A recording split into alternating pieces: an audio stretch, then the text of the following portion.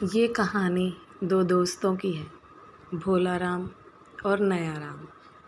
इन दोनों का बचपन एक ही साथ बीता, लेकिन समय ने नया राम को गांव से दूर शहर में पढ़ने का अवसर दिया। कई वर्षों के बाद नया राम अपने गांव लौटता है, लेकिन इस युग में जहां देशों में चांद पर जाने की दौड़ है, वहीं अपने गांव के पिछड़ेपन को देखकर वह व्याकुल हो जाता है और उसी समय गांव को प्रगति के पथ पर आगे बढ़ाने का निश्चय भी कर लेता है। नया राम अपने मित्र और गांव के सरपंच भोला राम से गांव की सभी समस्याओं पर बात करता है।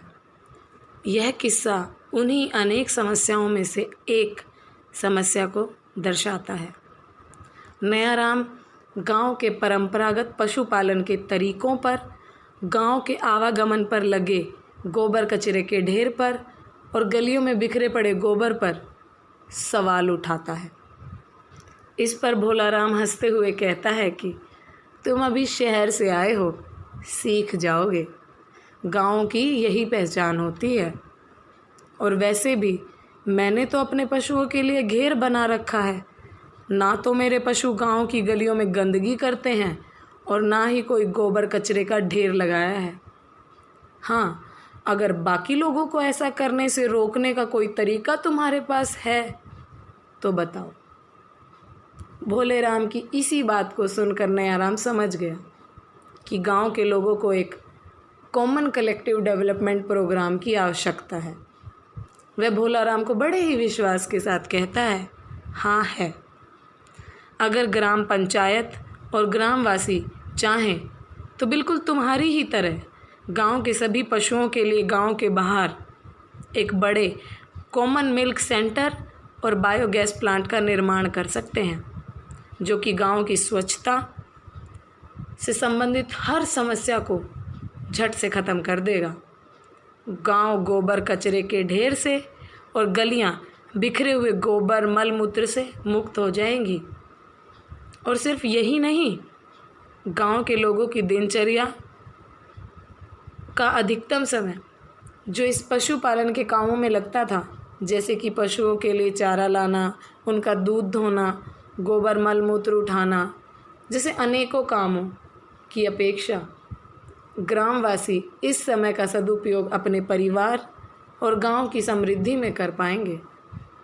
बच्चे भी अपनी पढ़ाई और खेलकूद में ज़्यादा समय और ध्यान लगा सकेंगे।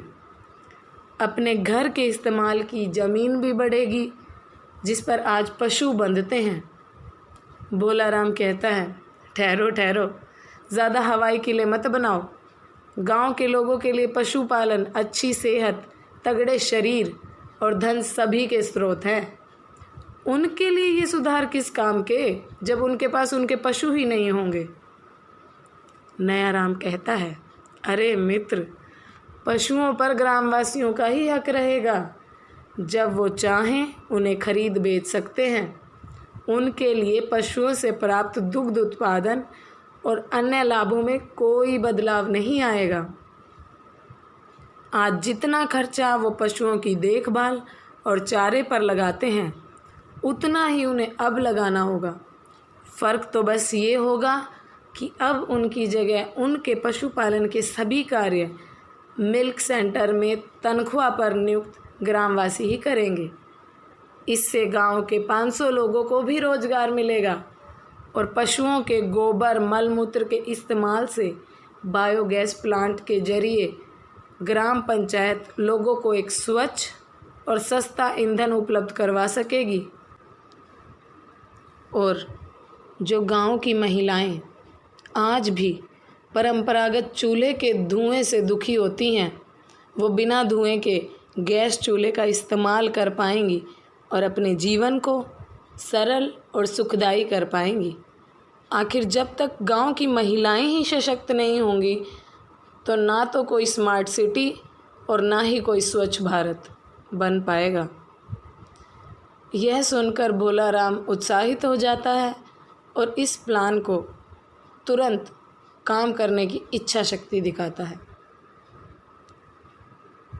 तो दोस्तों, यह एक किस्सा मात्र है, ऐसे अनेकों आइडियाज़ और प्लान्स नयाराम के पास हैं जो आज के गाँव को एक सर्वश्रेष्ठ और स्मार्ट विलेज में बदल सकते हैं। ज़रूरत तो बस ऐसे नयाराम जैसे व्यक्तियों के साथ कदम से कदम मिलाकर अपने गांव को प्रगति और आधुनिकता के पथ पर आगे बढ़ाने की है।